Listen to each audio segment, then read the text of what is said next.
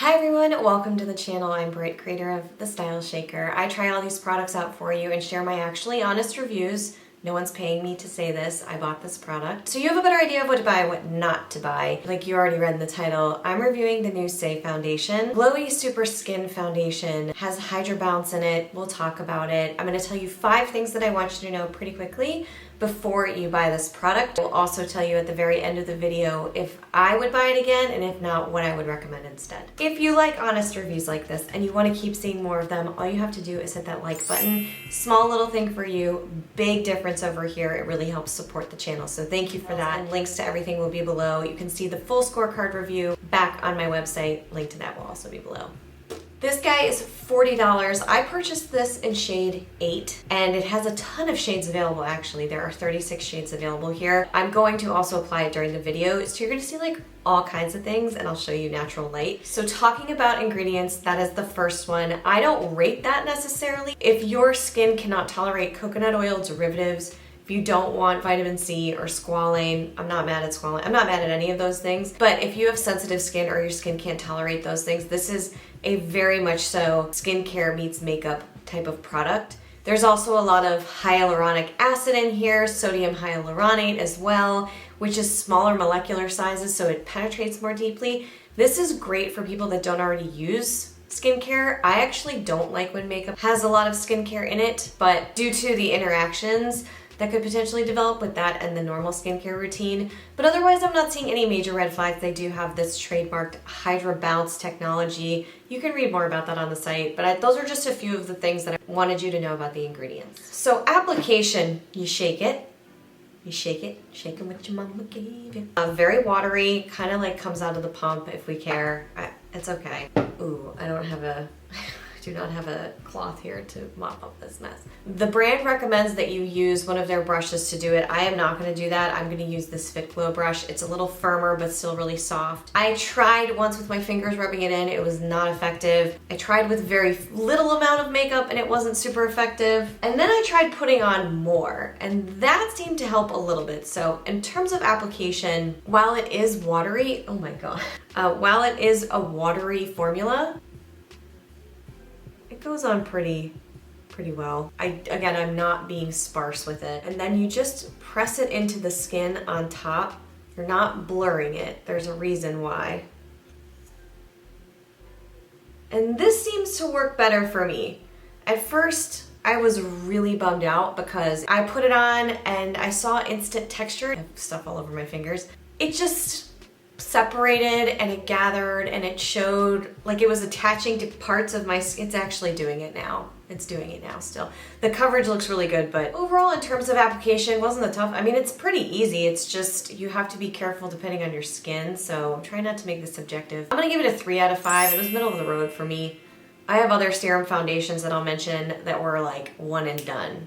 You're good to go. So 3 out of 5 there. For the coverage, as you can see, this gives very strong medium to light coverage, and that's the claim. So I think from far away, you're gonna see really, really nice coverage on my skin at least. In terms of building, you can see the bronzer here, and then this is so evened out. It's really weird. Try another layer. I wouldn't normally build, mind you.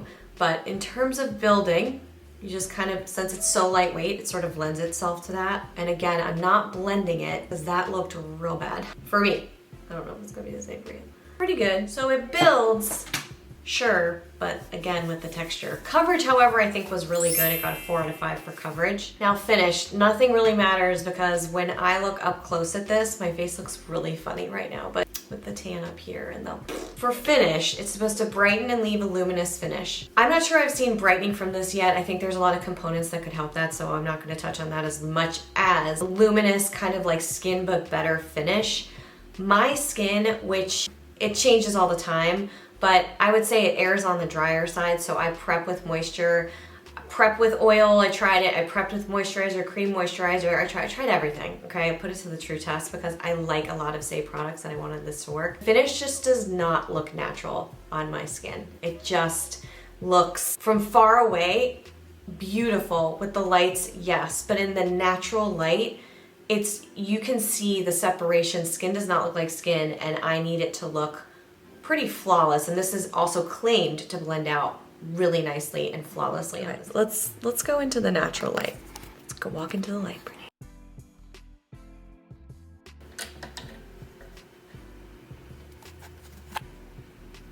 Do you see that?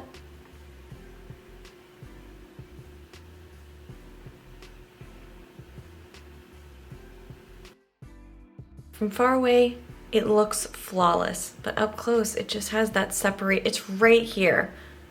So I'm gonna keep working with it. If my mind changes, I will update this review. Because I love the coverage, I'm not sure about that finish. That's the natural light. For that reason, I gave finish a 2 out of 5. Now, is this gonna be the case for everybody? Absolutely not. There are hundreds of positive reviews. Hopefully they're honest. Different skin types work well with this, and I just want to make a note here that if you've used things like the more liquidy types of foundations from like the tinted oil from Kosas and you like that, the Tower 28 Sunny Days, there are different types of skin that just work better with this type of a formula.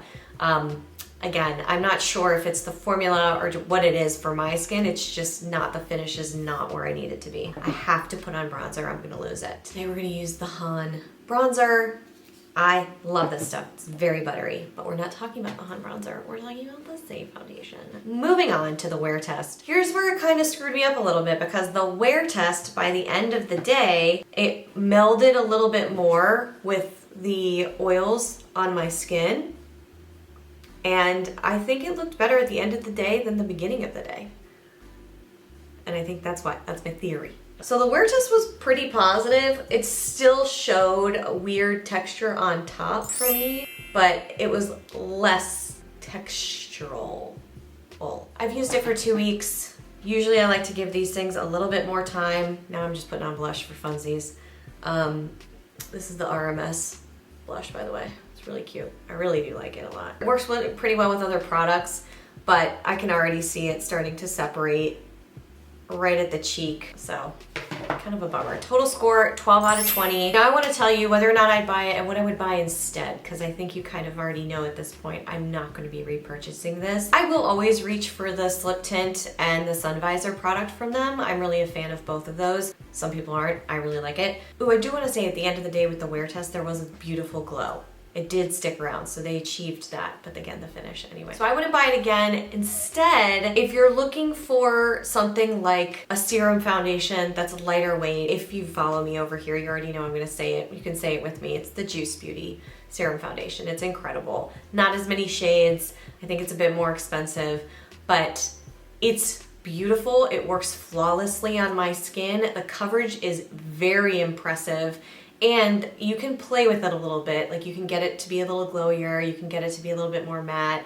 This is always gonna give you glowy, so if you're looking for that. And if you also are looking for something that's lightweight, but moisturizing, because a big claim here is that it's supposed to be very hydrating and moisturizing to the skin. If you're looking for that and you're looking for something that gives light to medium coverage, but also a glow, so say you are looking for the glow, a really, really wonderful foundation that I love to use now is the Air Perez Oat Milk Foundation, one of my favorites. Not as liquidy, obviously, it's a bit richer and creamier, but it glides on like a dream. So those are 2 options. But if you want to see my favorites currently in that category and all of my other favorites out of the thousands of products that I've tried, they're all in one place on my website. It's under Britt's Picks, so you can check that out at your leisure.